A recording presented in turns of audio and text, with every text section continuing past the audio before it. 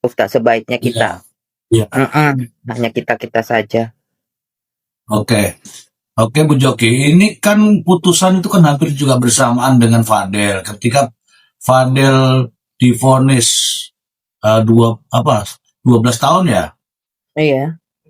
12 tahun karena laporannya Nikita. Berarti kalau hakimnya sama, berarti hakimnya bagus dong menurut Nikita. Iya. Dia tidak memandang ini emaknya dari Fadel. Iya, itu yang kata bagus hakimnya. Hukum mantap kan begitu ya.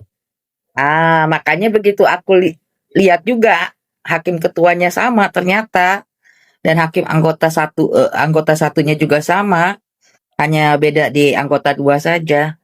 Wah, mantep, tegas ini, lurus ini hakimnya, gitu. Iya. Iya. Karena kalau seandainya nih, karena begini Mr. J, kalau kita bisa lah membaca ya, kalau misalnya seandainya lo kok bisa dari 9 tahun naik jadi 12 begitu kan, kita bisa dong, ada faktor X kali bla bla bla bla bla, ya kan. Tapi ternyata perkiraan analisa kita ini, analisa saya ya pribadi ya, itu loh kok ternyata si NM-nya juga naik, bahkan PPU-nya terbukti gitu loh. Berarti hilang nih faktor X. Hilang. Gitu loh. Paham kan maksudnya? Kita kan bisa melihat seperti hal-hal seperti itu. Gitu. Jadi kan jadi menurut saya nih Mr. J ya, nggak salah kalau saya bilang keren putusannya PT kan untuk NM ini. Iya. Keren ya. Iya. Tahu nih, Bu Dona coba. Sayangnya mereka nggak menganggap keren itu, menganggap salah itu. Iyalah, orang merugikan kliennya. Dianggap merugikan kliennya. Tapi kalau kita bilang sih, kalau dia berjalan lebih jauh lagi, makin membahayakan kliennya. Makanya apa Mr. J? Makanya apa? Mereka sampaikan bahwa klien kami bersedia menerima resiko terberat apapun yang terjadi nanti. Kan gitu. Dia sampaikan seperti itu kan. Gitu. Saya melihat dari pernyataan itu sudah jelas langsung kepada ketiga hakim, karena ada bahasa begini, itu hakim itu kan ada 3, masa sih tidak tahu bahasa Indonesia, masa sih tidak tahu namanya menyembunyikan, masa sih. Artinya hakim-hakim itu yang 3 itu yang diomongin itu kan, artinya secara langsung lah menuduh bahwa hakim itu tidak tahu bahasa Indonesia, tidak tahu arti menyembunyikan, tidak tahu arti menyamarkan. Kan begitu Bu Joki. Hakim ketuanya itu dia itu apa ya? Sepengetahuan itu kepala bidang pengawasan loh. Dia itu sering mendampingi Ibu Albertina Ho itu melakukan sidak-sidak ke PN. Dia yang sering dibawa sama Ibu Albertina itu. Wow. Jadi keseniorannya dia itu, beliau ini itu udah bisa kita lihat dari itu Mr. J. Keseniorannya beliau ini. Gitu. Bahkan mengatakan bahwa ini kan orang-orang ini kan sudah sarjana hukum, bahkan SHMH begitu, sampai seperti itu. Jadi saya sebenarnya kok sampai di situ cara ngomongnya begitu loh Bu Joki. Iya, emang mereka MH juga Mr. J. Iya. Emang mereka MH juga. Emang mereka MH. Iya. Nggak tahu kan, Mr. J. Nah, udahlah, nanti aku dibilang nyerang teman sejawat lagi. Aku nggak tahu, tapi dari ngomongnya begitu masa sampai ke arah pribadi begitu, itu kan SH, MH, masa bahasa Indonesia tidak tahu, itu kan ya terlalu jauh lah menurut saya Bu Joki. Iya, yang satu kan dokter, nah yang lainnya emang MH. Itu yang ngomong seperti itu. Oh, Itu. jangan masih di itu. Mungkin ya, saya nggak tahu sih. Saya nggak Nah mau. iya, Ya, ada itu Mister Z. Sudahlah, ada ya. nanti kita dibilang menyerang teman sejawa. Masih ada yang harus Iya, dijaga-jaga.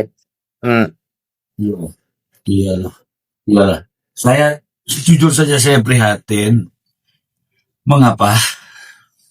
Karena apapun pernyataannya itu ditelan mentah-mentah begitu, telan mentah-mentah oleh pendukungnya, sehingga pendukungnya juga kalau tapin di VT saya itu sama persis bahasanya, sama persis. Eh, Hakimnya lah tidak tahu bahasa Indonesia, kayak seperti itulah. Dari seolah-olah itu Template ya. Template ya iya, komennya iya, Mister Z. Hmm. template betul, template. Jadi saya ini Raffi naik dulu Raffi, ini aku pengen tahu nih putusannya seperti apa Raffi. Bukan saja mengabaikan dan sepeda, maka sebenarnya para pendidik yang masih ya untuk melakukan usaha intinya Pak ya kan. Ada itu apa namanya sih sampai ke arah-arah titelnya Bu Nona. Bagaimana menurut Bu Nona? Titel akademiknya Wah, ada Bu Nona. Iya, bisa bisa jadi senjata makan tuan kalau mereka sampai sebutkan seperti itu. Itu yang benar, itu yang sudah di-share sama Bu Joki ke saya, yang saya baru nonton sebagian aja itu. Omongannya kok kayak begitu. Itu yang saya bilang, ya harusnya seperti apa yang disampaikan Prof. Emran dan Bu Joki, yang di-challenge itu isinya, jangan siapa yang membuat itu yang di-challenge, yang dihina-dina. Cobalah lebih terpelajar sedikit lah, yang lebih intelek sedikit lah kalau menyampaikan pernyataan di muka publik, menunjukkan bahwa memang sarjana hukum. Kok menyerangnya ke pribadi ya? Itu lebih baik, lebih kelihatan pribadi. Mereka kan begitu ya, dari panut si Nikita, Mail, terus fans-fansnya, PH-nya, semuanya sama. Ad hominem aja hobinya. Serang pribadi, karena sudah, kalau kita di dunia akademisi kan kita tahu tuh bahwa orang kalau sudah tidak mampu untuk berdebat secara substantif, maka biasanya mereka menyerang pribadi, ad hominem. Itu tandanya sudah kalah gitu, sudah tidak ada lagi yang bisa diperdebatkan. Maka yang diserang adalah pribadi. Karena kelemahan dari seseorang, dari pribadi itu kan tidak ada pribadi yang sempurna. Maka yang diserang adalah pribadi. Coba mereka itu bercermin pada ini ya, pada kasusnya Jessica Wongso lah, gitu ya. Jessica Wongso itu loh sudah kena vonis putusan yang maksimal, berencana 340. Walaupun alat buktinya sampai detik ini diperdebatkan, dianggap bahwa itu adalah kasus yang dipaksakan oleh sebagian orang ya, oleh sebagian orang. Saya termasuk yang tidak masuk dalam sebagian orang itu yang masih memperdebatkan alat bukti. Karena sudah pasti itu, sudah kelihatan jelas sekali. Nah, tapi dia sama. menjalankan itu. Sama Bu Betul. Nona, aku juga bukan di kubu itu. Iya. Saya masih ada teman-teman itu yang sarjana hukum yang bahkan sesama dosen masih memperdebatkan itu. Bahkan mohon maaf Mr. Z, ada anggota polisi juga yang masih sama memperdebatkan bahwa itu kasus yang dipaksakan itu karena alat buktinya itu ada yang tidak sesuai Diedit. sebenarnya. Masih Diedit, setengah-setengah. diedit. Iya, dimanipulasi lah apa segala katanya gitu kan. Bahkan belum dari saksi dan lain-lain itu masih kurang semuanya. Wah, saya bilang, tapi akhirnya kan dijalani juga oleh waktu itu sama senior kita Pak Oto Hasibuan, akhirnya memberikan nasihat kepada Jessica untuk tidak melakukan perlawanan lebih. Dia akhirnya yang dilawan itu bukan putusan dari hakim, tapi yang dilawan adalah isi substansinya, apakah benar dia melakukan hal itu. Nah, akhirnya apa? Karena dia mengikuti nasihat dari PH-nya, jatuhlah dia cuma menjalani kurang dari 8 tahun. Padahal dari maksimal 20 tahun 340. Kan pilihan maksimal kan cuma 20 seumur hidup atau mati. Hmm. Itu 20 tahun itu sudah hukuman paling maksimal dijalani. Akhirnya apa? Pengurangan besar-besaran 58 bulan 30 hari. 2/3 dari masa pidananya. Sehingga 8 tahun saja yang dijalani, 8 tahun lebih lah yang dijalani. Sampai sekarang kan orang jadi bertanya-tanya, wah, ya rupanya jatuh-jatuhnya lebih ringan, coy. Kalau lu masih baik-baik aja, apalagi Nikita. Itu saja yang nyawa melayang saja bisa seringan itu, apalagi Nikita yang cuma 4M, perkara ecek-ecek. Semua tergantung pada PH. PH jangan terlalu lancang mulutnya, jangan terlalu men-challenge pribadi dari para penegak hukum yang sesama kita, mitra kita loh, hakim-hakim itu. Jangan terlalu lancang dengan mereka. Ayo, yang harus diarahkan itu adalah klien kita. Klien, jangan sampai bilang bahwa kalau pernyataannya sesuai dengan yang disampaikan Mr. C tadi, bahwa sampai sudah ada pernyataan bahwa klien kami siap dengan resiko terberat, berarti itu PH-nya sudah sempat menceritakan pilihan-pilihan seperti apa. Tapi pilihan itu pasti dipakai dengan kompor-kompor juga, bahwa oke, kalau pilihan ini memang resikonya berat, tapi kalau misalnya kita sesuai dengan keinginan kita dan hakim tidak terpengaruh oleh apa-apa sesuai dengan kecurigaan mereka, maka Anda bisa bebas. Pasti dijanjikan seperti itu.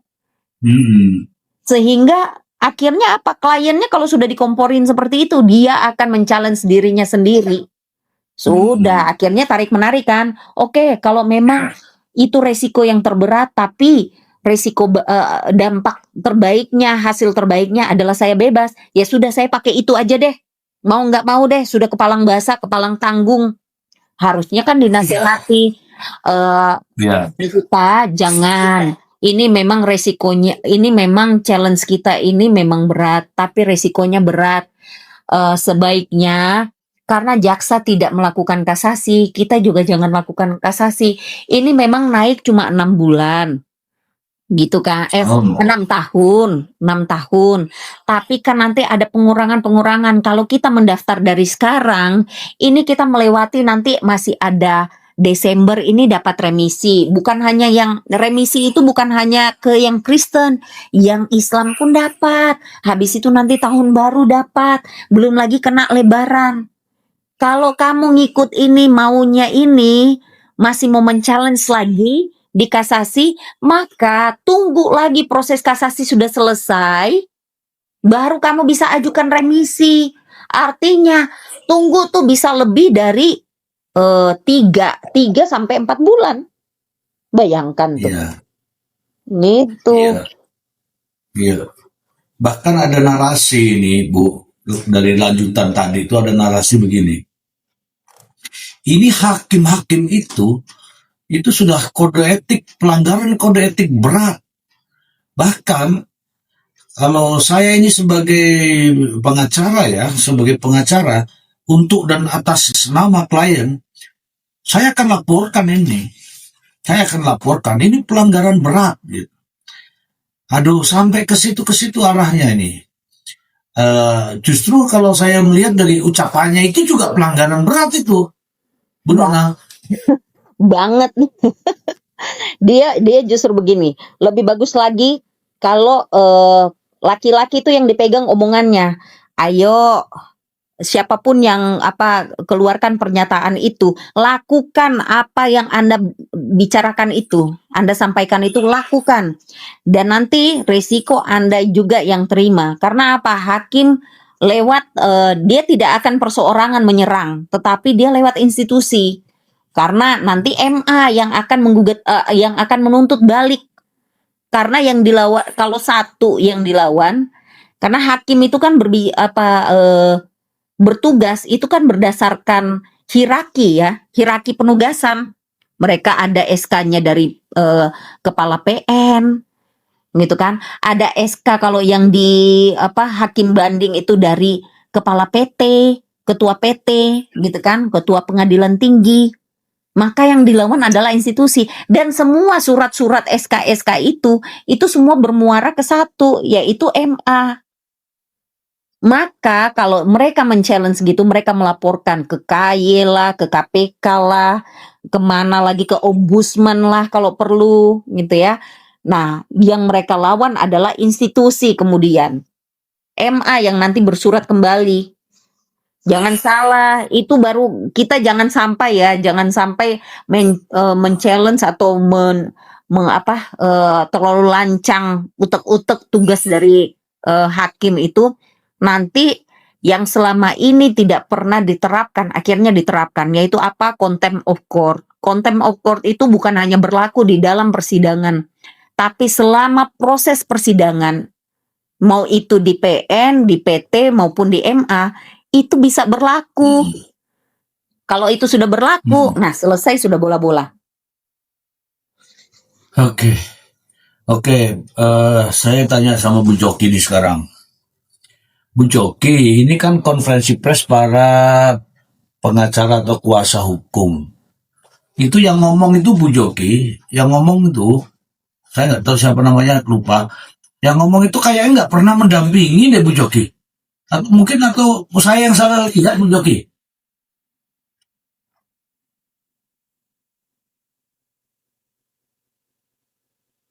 Duh, ini Bu Joki tertawa nih. Sudah cukup senior juga ya. Namun bagaimanapun ya saya bilang Mr. Z bahwa seharusnya kalau sudah senior itu dia lebih tahu bersikap, lebih bisa mengukur apa yang harus disampaikan ke publik, apa yang tidak, apa yang harus dirahasiakan, apa yang tidak. Itu begini loh Mr. Z, sebenarnya lawyer itu apa sih? Kita itu dibayar fee kita itu dibayar untuk apa sih? Satu, untuk yang paling penting dari semuanya itu adalah menganalisa Mr. Z. Menganalisa kasusnya, ya kan, kemudian menganalisa resiko-risikonya, kemudian membaca apa yang akan terjadi ke depan. Nah, dari semua resiko-risiko itu, apakah yang terbaik untuk klien kita? Meskipun itu semua beresiko, maka kita bisa memberikan masukan, inilah resiko yang terkecil. Nah, itu ya yang penting bagi seorang lawyer, Mr. Ji. Jadi bukan hanya ilmu pengetahuan hukumnya, tetapi pengalaman dia menangani kasusnya, menganalisa kasusnya, kemudian strateginya. Itu yang kadang orang bilang kenapa harus bayar lawyer itu mahal. Nah, yang mahal itunya Mr. Z. Tapi nggak semua lawyer itu mahal. Ya, jadi nggak perlu takut kepada warga masyarakat untuk meminta pendampingan seorang lawyer. Cuman ya itu, kalau bisa pilihlah lawyer yang mana membuat kamu merasa nyaman dengan lawyer itu dan kamu percaya dengan lawyer itu. Nah, kalau kamu tidak merasa nyaman, tidak percaya, kamu pilih yang lain. Begitu.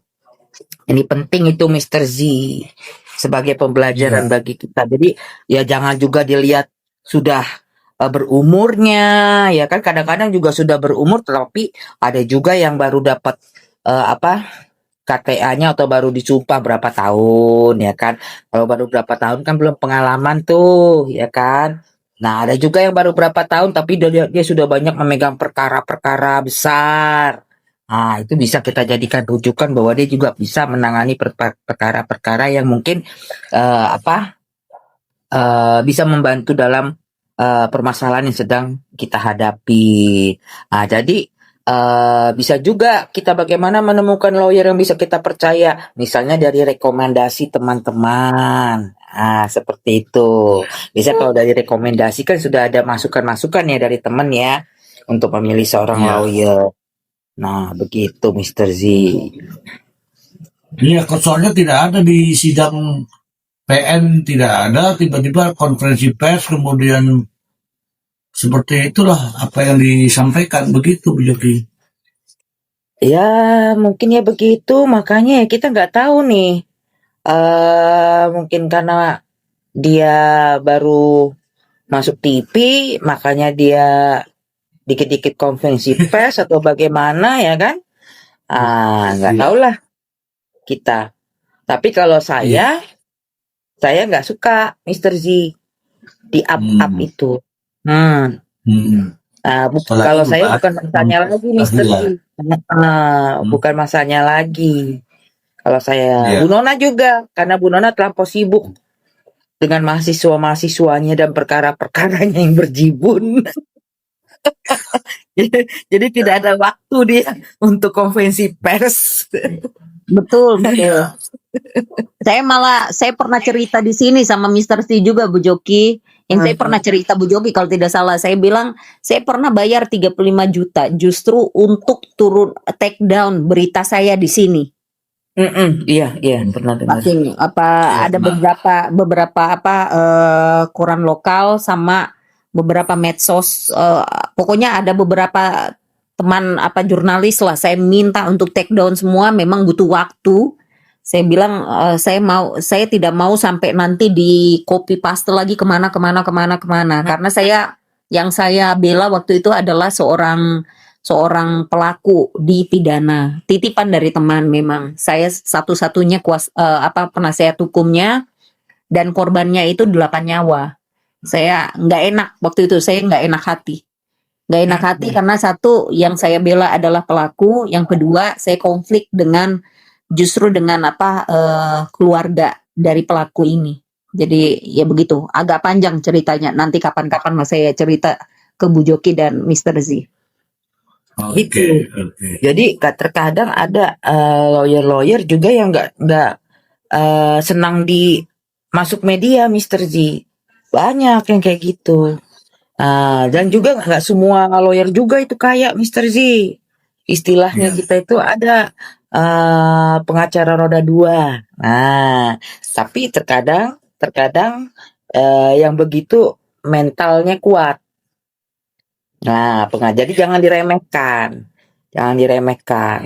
Nah, kalian juga para masyarakat juga jangan mentang-mentang lawyernya nggak kaya, ya kan? Kemudian meragukan, nggak begitu. Belum tentu yang kaya itu banyak perkara. Mungkin yang biasa-biasa aja banyak perkara. Kenapa dia nggak kaya? Ya dia nggak kaya ya mungkin karena dia idealisnya tinggi. Gitu loh, ya kan? Idealis dia tinggi, jadi dia nggak mau tuh nilep duit kliennya.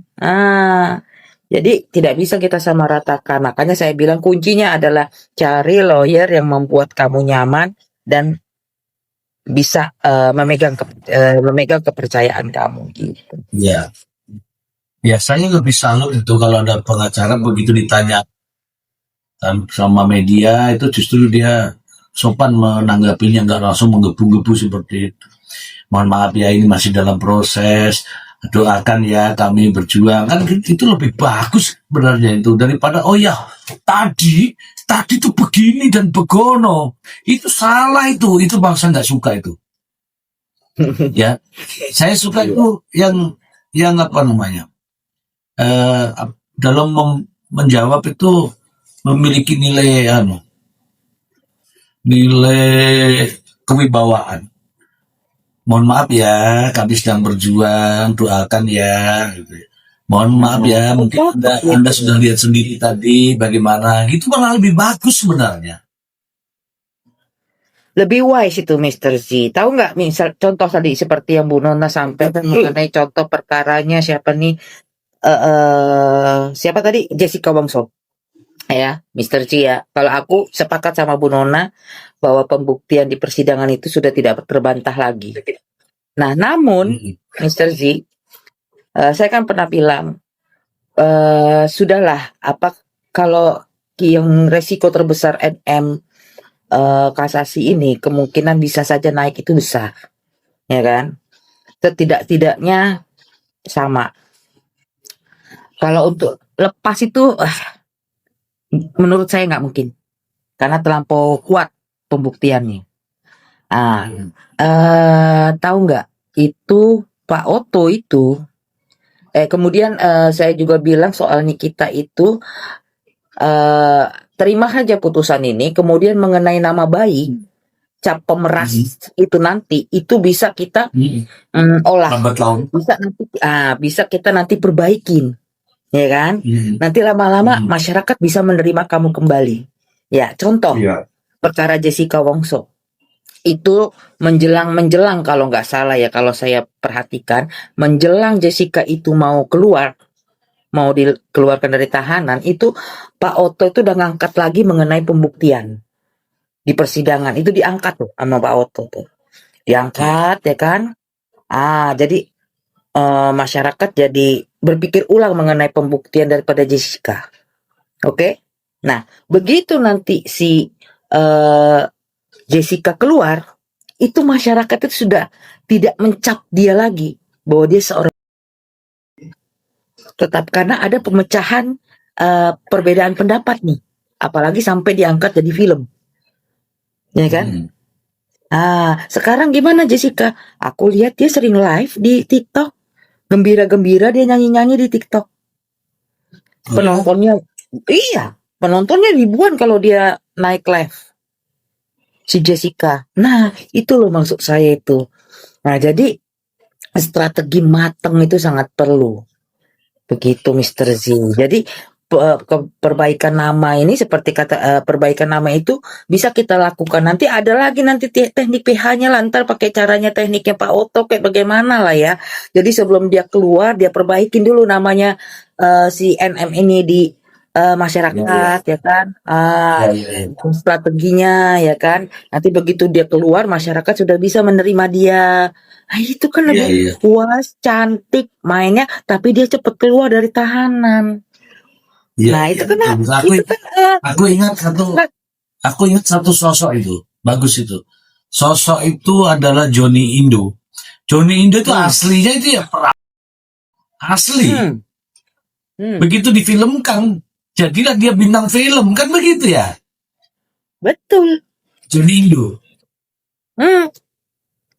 Nah, adalah teknik-teknik seperti itu tuh ada, Mr. Yu. Jangan dibabat begini. Yang ada, kalau sampai nanti kasasi nanti ternyata gagal dia, ya kan? Gagal.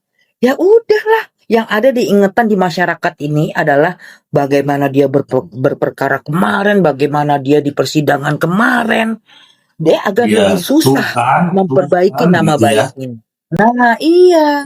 Itu yang harusnya kita pikirkan ke depan, begitu loh. Oke, misalnya kalau saya ya jadi PH-nya NM, kalau NM-nya nggak nurut sebagaimana yang saya sampaikan, saya cabut kuasa.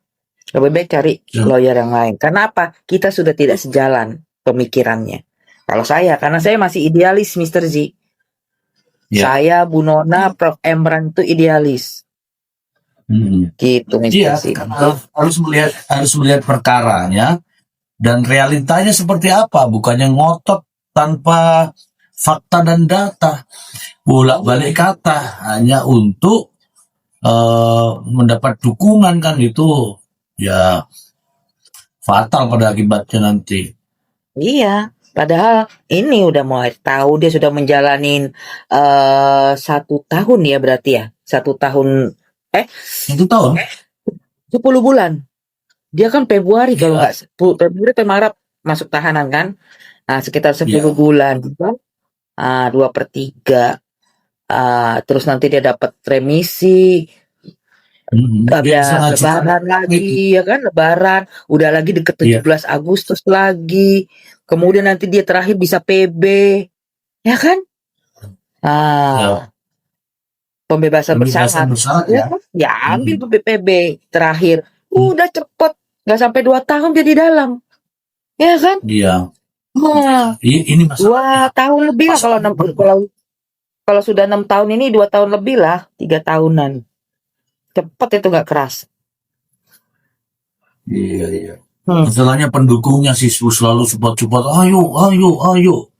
Itu ditambah dengan penasihat hukumnya yang ya kalau menurut saya sih ya belok-belok juga. Kalau kata Bu Nona sih bilangnya oleng. Ya begitu ya. Oleng. Prof. Emran. Kata Prof Emran itu yang bilang oleng. Kalau saya sih masih bilang bingung galau. Iya. Ya. Atau bisa jadi begini, Mr. Si Bu Joki. Bisa jadi gini.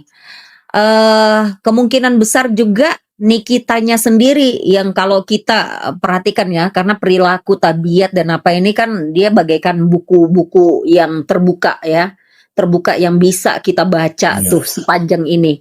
Bahkan dia punya rekam jejak hidupnya aja kita tahu itu lewat apa media. Kita buka Google aja sudah tahu Iya. dia dari mana dia sampai sekarang.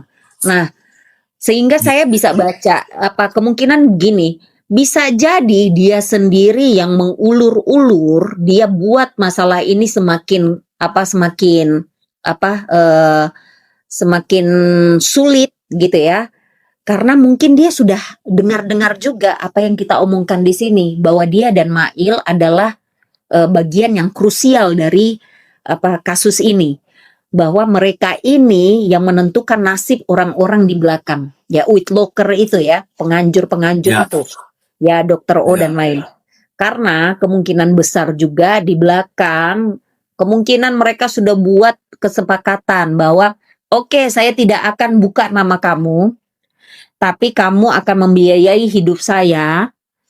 Lalu jangan lupa, ini saya masih bisa loh buka lagi kalau saya punya masih mau teruskan sampai kasasi, belum lagi ada PK. PK ini ada novumnya, saya bisa buka lagi nama kamu di dalam novum.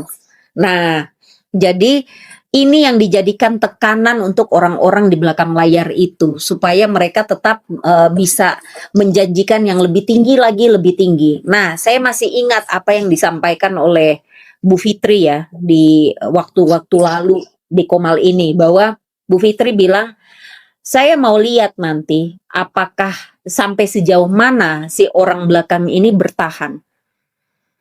Karena menurut rumor yang beredar bahwa uang dari ya ini orang-orang belakang layar ini sudah lumayan banyak terkuras untuk membiayai si Nikita ini.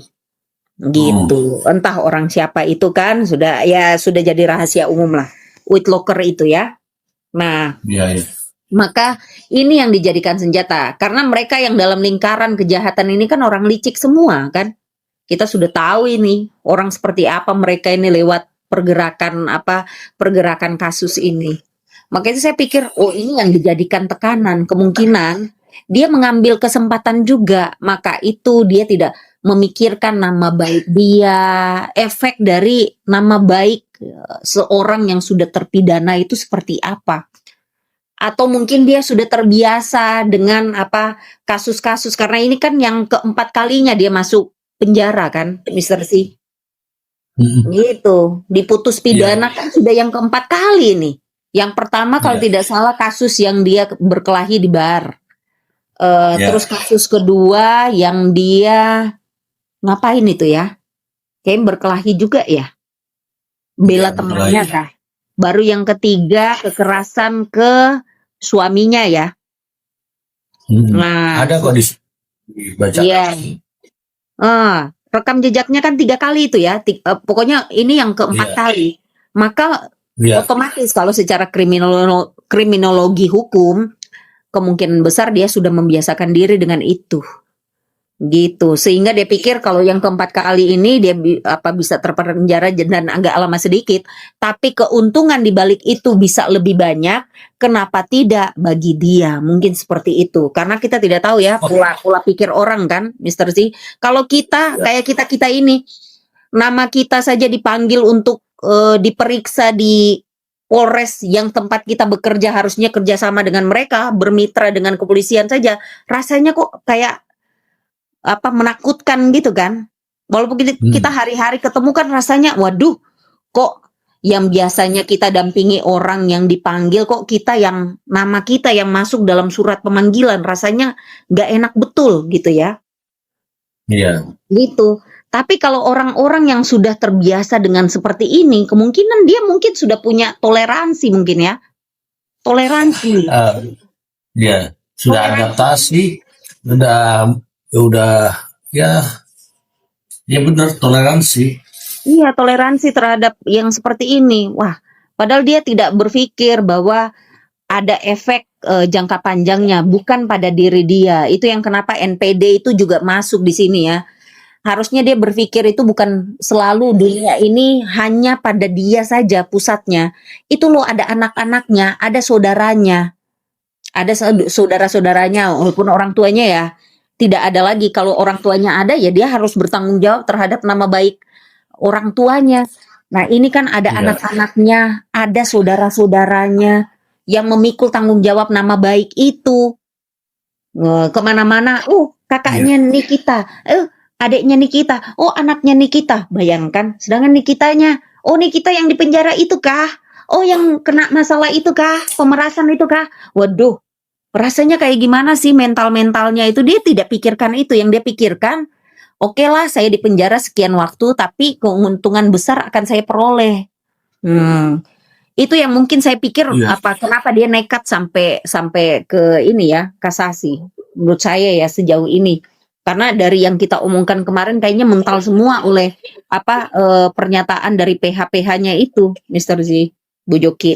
Ya, saya mendengar dari praktisi-praktisi hukum yang lain bahwa ini resikonya adalah kalau nggak tetap ya tambah naik. Ini dari teman-teman praktisi hukum menyampaikan. Dasarnya apa? Ya melihat dari contoh-contoh yang sudah ada sebelumnya. Begitu. Namun demikian dari pernyataan kuasa hukum, penasihat hukumnya Nikita justru nampaknya memberikan angin surga gitu. Nah, memberikan angin surga seolah-olah itu mungkin Bu Joki juga pernah dengar ya bahwa ada seorang pengacaranya yang menyampaikan bahwa Nikita harus bebas, Nikita wajib bebas, Nikita harus bebas. Dari situlah ada harapan yang ditebarkan, Bu Joki. Ya.